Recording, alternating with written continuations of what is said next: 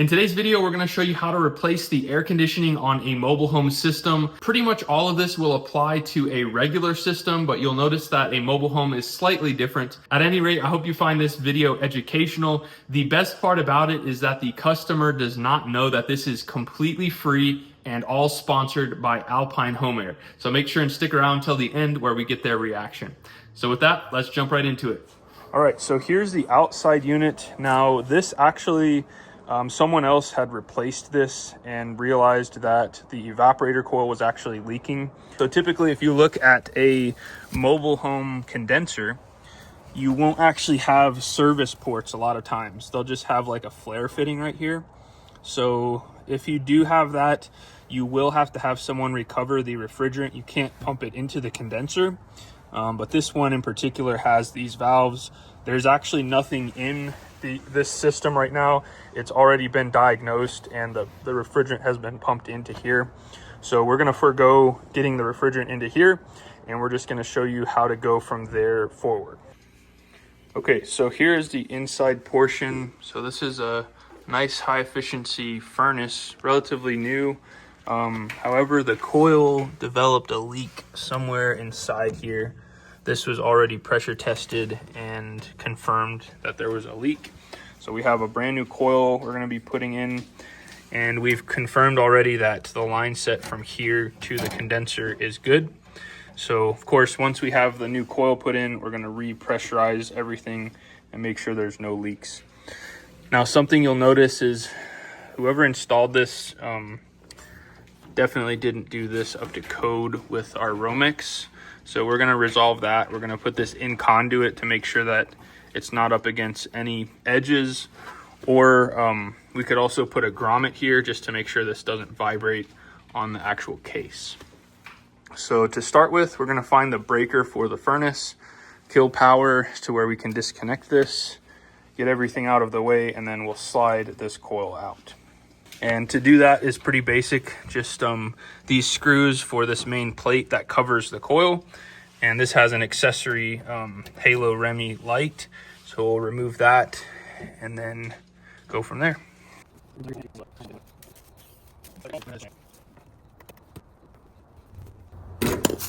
All right, so that's disconnected. I believe everything is disconnected on this. So we'll simply roll our condenser away. And before we do that, we just want to make sure that nothing gets in these lines. So we're going to put some electrical tape over these two connections here. And that way nothing, leaves or dirt or debris won't get inside here.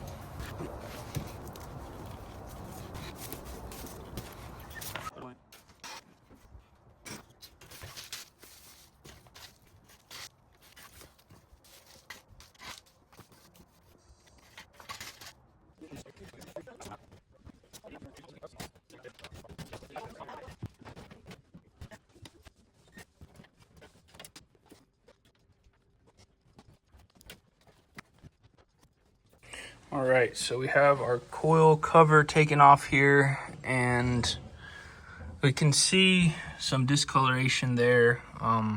We never actually did a exact pressure test to see what was leaking on this coil, but once we have it out, we might be able to see something. But at any rate, we're gonna pull this whole thing out, and it should slide past our gas line here. But what we need to do first is we're going to disconnect this 3/8 line, and we're going to put some tape on this and slide it down just enough to where we can get our coil out, and we should be golden. Okay, so what we're having to do, we got our new pad there, and we have our new condenser here. This is a 2-ton 14 SEER condenser, and I wanted to show you, so we're having to push those line sets down into the crawl space, and I can't get them to go down any further. So this is pretty standard on a mobile home. And basically all we had to do was pull this bottom piece out of this trim. So just to demonstrate, to get it to go back in, you just pop it in. So we pulled this down, and then we took the screws out of the top, and we just slid one section out. And this should be enough for us to squeeze in here and access the bottom side. This is relatively new, so it's fresh concrete, so it should be pretty easy here. All right, so what we've done here is We've pulled the line set down all the way to where it's flush underneath in the crawl space. And now we should have enough room to slide our whole coil out here. And we should be able to bypass this gas line if we tilt it just like so.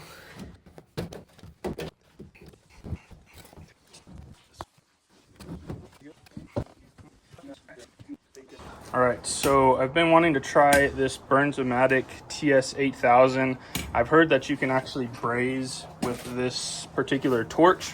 So we're gonna test it out on this little 3/8 guy right here and see how it does.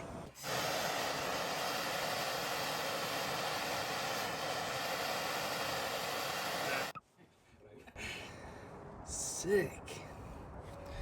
Well guys, DIY brazing unlocked with the Brazing TS8000. I tried this with my other torch that doesn't have this air inlet, and it doesn't spit out nearly as much heat, and it wouldn't get hot enough to melt one of these rods. All right, so here's our new coil, pretty much the same exact thing, just brand new. We weren't able to find any leaks on this coil, but either it's a really small leak somewhere that we can't see, or the connections actually had a leak. But we're gonna make sure and do a pressure test on the system once we get it fitted, and go from there.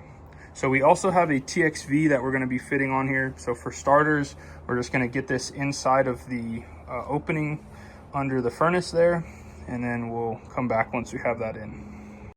Now, one thing you always want to check before you put these in is these will actually have a Schrader core right here. Just verify that there is some nitrogen in the system. That means there's no leak and that this system hasn't gotten damaged in shipping. And then this is how they come from the factory, so make sure and cut this off before you braze. All right, so we have our lines fitted out here at the unit. Again, we're going to be brazing, so we have our hose connected here that goes over to our nitrogen. Now, if you don't have one of those nitrogen regulators, this regulator here you'll have to get, which you can get on Amazon for pretty cheap.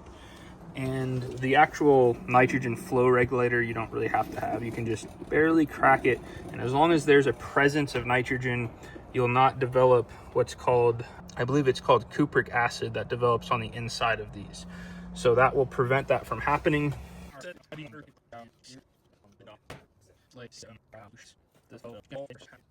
All right, so we're just gonna do one at a time here.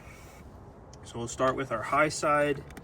So that putty is on there, and we'll get our nitrogen flow going here. Again, just a presence, that's all that's needed. All right, so our tank we just turned on, and right here on the low side,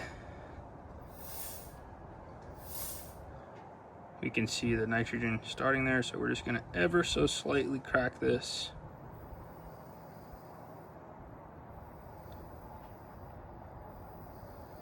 Just like that. And that should be enough to keep the insides nice and clean. The great part is we don't have to have a starter thing. So we're just gonna light this like so, and we'll get to brazing here.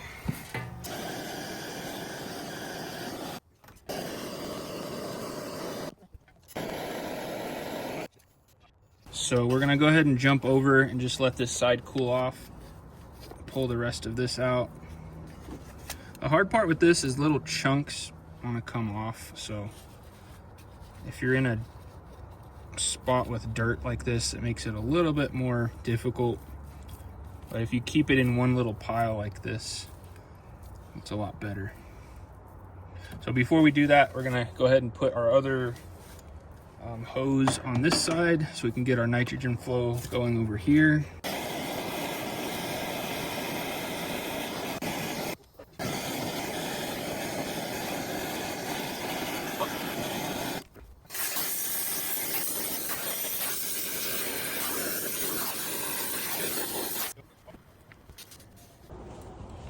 All right, so we got our brazing done out here, and as much as I wanted this to work, it did work on the 3/8 lines, but it did not work on the 3/4. So it wouldn't work on a 7/8. It just doesn't quite get there. It almost did, but just not quite. So it Saddens me to say it, but we had to whip out our brazing set, so our oxyacetylene torch.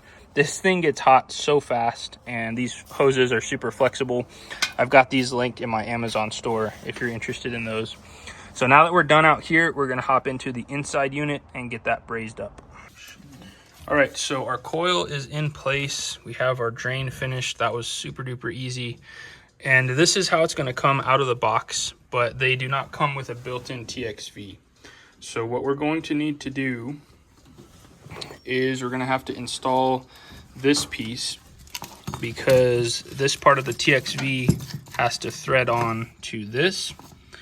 And as you can see, there's no Schrader core, which is what we want.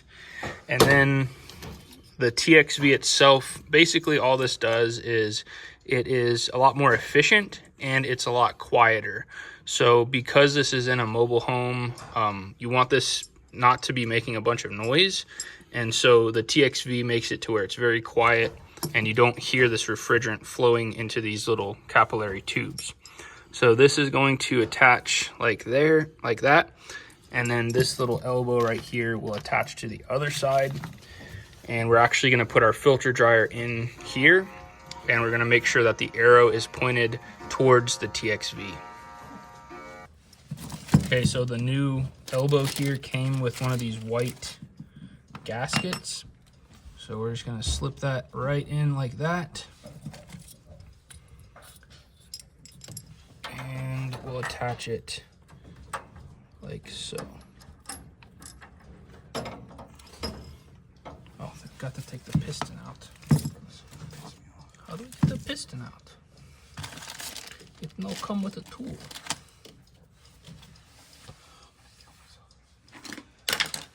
What we need to do next is pull the actual piston out of here. So this is the factory metering device that we're not going to be using.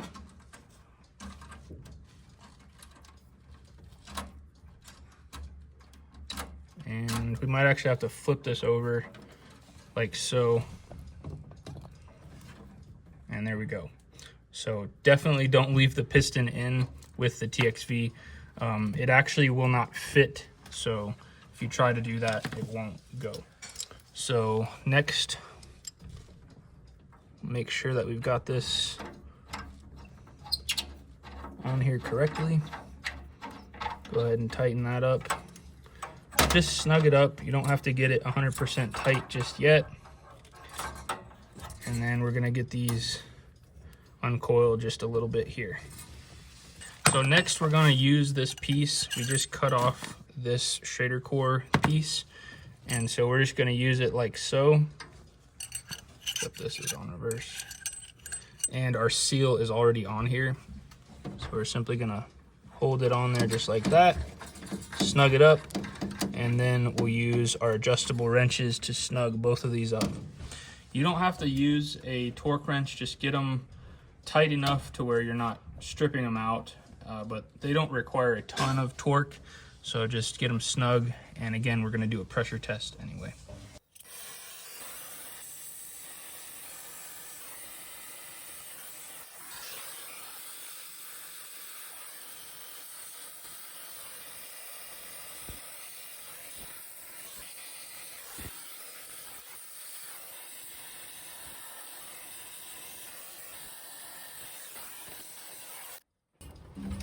All right, so everything is brazed in. We're gonna go ahead and throw in about 300 PSI of nitrogen. Just make sure that nothing, no pressure escapes. And while we're doing that, we're gonna attach our bulb right here, and we'll attach this equalizing port to this guy right here. Okay, so we have this bulb. So we have this routed over to this guy. This doesn't have to be super tight, so we're just gonna snug it. And after we do this, then we'll do our pressure test and make sure everything is good. And then of course, we wanna make sure that none of these are gonna be rubbing against anything. Just make sure they're not touching. Okay, so we started to add our nitrogen in, and I did what I always say not to do, which is to go ahead and feed in 300, 400 PSI. I usually will just do about 50 and go inside and check for leaks. If there's a substantial leak, you will know. And we had 2 little pinholes, so we went ahead and got those sealed. So we're gonna do the same thing here. We got to put our Schrader core back in on there, and then we'll retry our test. All right, so our disconnect was in really good shape, so we went ahead and just replaced our whip. That's brand new and very easy here. So the polarity doesn't matter on our 220 line or our 220 volt wiring. Each of these legs carries 110 volts. So one will go to one lug, one to the other, and then the green one goes to ground. And then on our 2 communication wires, again, super easy, doesn't matter on the polarity. One of these will go down to the furnace and will go to common, and the other one will go to Y. And that's pretty much it. So we're gonna put our cover on here. All right, so next what we're gonna do is pull our vacuum on the system. So we let all of our nitrogen out, everything passed, no problem. And what we have is our Schrader core tool on the suction side. So we have the Schrader core taken out right here. And just something to note is that when you go to snap this into the Schrader, you need to put some pressure on this end, and you'll feel this snap into the Schrader core, and then it will lock in just like this. But if you don't, it's going to be really hard to pull that Schrader core out. So anyways, we've got that out. Let the nitrogen out. We have our micron gauge on the high side. You can leave the Schrader core in that one, no problem. That's open and ready to go. And then we're using our Navac 3 CFM vacuum pump with the Milwaukee adapter here. This is an awesome setup if you're in the trades, but you can totally do this process with just a regular vacuum pump and a set of manifold gauges like those ones. What you would do is just run your blue hose to this guy here, and then your yellow hose you'd run to the vacuum pump, and then you would just make sure that the low side is opened, and you can do it that way. It's just going to take a lot longer if you're pulling through a Schrader core and you're pulling through a manifold. This makes it really nice and fast. So we're going to go ahead and turn this on, and after we give it a couple of seconds, we'll open this up. And if at all possible, after your nitrogen, you want to make sure you leave nitrogen in here instead of letting air get in, because that's not good. It allows moisture to get in the lines. So we're going to pull this hose first. Well, when we open this, we'll hear the pitch change. There we go. And then here in just a minute or so, we'll see our microns start to drop here. And our target is 500 microns. So once we get it to 500, as low as possible, we'll do our micron decay test. And what that is it makes sure that after this is all isolated from the pump, that we stay below 500 microns. Once we're there, we're good to let the refrigerant in, and that will be pretty much the last step here. You'll notice these are all gunkied. We'll spray these down once everything is finished up and get this looking nice. All right, so we're just about wrapped up here. I apologize, I didn't get footage of where this meter, the bulb attaches in here, but it just has that little brass bracket, and you just attach it to the suction line, and that's pretty much it. Other than that, we just made sure that none of those little tubes were rubbing on either this front plate or the copper tubings on the coil. And that's pretty much it. We got all the holes down here sealed up, so nothing can crawl up in here. The last thing we got to do is just put the cover on, and we're pulling our vacuum right now, so we'll show you outside. All right, so out here we just turned our vacuum pump off. We're at 210 microns, which is well below our threshold of 500 microns. So this is still connected. We're just isolated here. That valve there on our Apion tool is turned off. So we're gonna let this sit for 5 minutes, and as long as this does not raise over 500, we're good to go, and we can go ahead and let the refrigerant in the system. So to start with, let's go ahead and pull these caps off with an adjustable wrench, and then what we will need is an Allen head HVAC service tool to open these 2 king valves. All right, so it's been about 5 minutes, and we're still right at 210. We haven't budged at all on that. we have these two caps removed. And one thing to note is with these, you can get a cheap Amazon one, but I don't recommend it because these are specifically designed deep enough to go all the way down. And some of the other ones I've actually almost stripped out that, which you don't want to do. So get a good name brand, like this one is a Yellow Jacket. That's a good reputable company, and it'll make sure that it's fully seated. So now that our decay test has passed, we're going to isolate our micron gauge here, and then we're going to open both of these lines.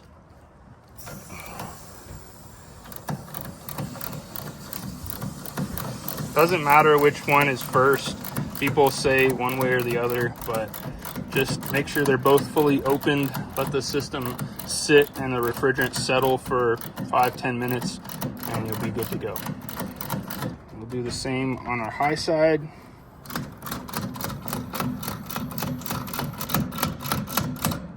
And that's it. So we'll put our caps back on, get everything disconnected, and we'll be ready to fire this baby up. All right, so to put our Schrader core back in, it's pretty simple. We're gonna pull this halfway, get it threaded on here. And keep in mind, this is all pressurized now. So when we open this, we'll see this bump out. That means there's quite a bit of pressure on it. So we're gonna take one hand and push down while simultaneously taking the other hand and running this in. And as soon as this gets fully seated, as it gets closer to this, we'll feel some resistance, and that's it. You don't have to over tighten these, and then you'll put some pressure on this and it'll pop off. Now we're gonna lock it, remove this, and then slowly verify that our core is working. And that's it. Now, because it's pretty cold out, we're probably not gonna put our gauges on this system, so we're just gonna throw our caps back on, but I think we're good with the line set. It's below 15 feet, so we should be golden. If he ever wants it or knows something, Okay. just let me know. Sure. There it goes.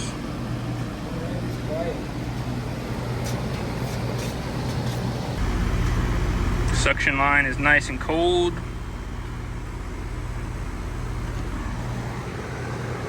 And the air coming out the top is warm. It's still pretty cold outside. It's about 60 degrees, so we're not going to get super hot air coming out, but I just want to make sure everything's working like it should and comes on when it signals for cooling, so they'll be ready to go this summer. What I was telling you before, so this company, Blue Ridge, so the brand that you see on the condenser out here, they sponsor our channel. So basically, we have a YouTube channel that's kind of why we wanted to like document the whole process.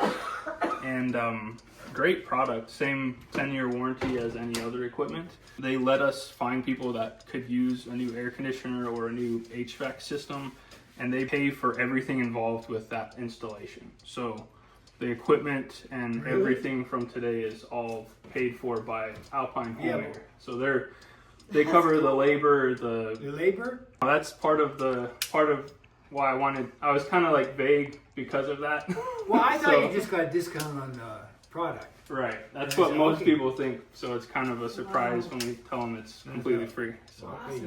Well guys, I am so happy that these guys were able to be the recipient of a brand new system. They so deserve it. They do so much in the community and they deserve it so much. And of course, huge shout out to Alpine Home Air for sponsoring today's video. They have awesome equipment and next level customer service. So if you're in need of HVAC equipment, please check out alpinehomeair.com. Now, if you're looking for assistance with your particular installation, you can find our remote support membership at patreon.com/DIY HVAC Guy. This service is $400 per month and it's cancelable at any time. So if you just want to use it for 1 month, that's totally fine. And it gives you help when it comes to sizing, help with the actual installation. If you run into any hiccups, I'll kind of help walk through that. And it will also help with getting the 10-year warranty registered on your equipment. So whenever the time comes to replace your HVAC system, you know where you can get assistance.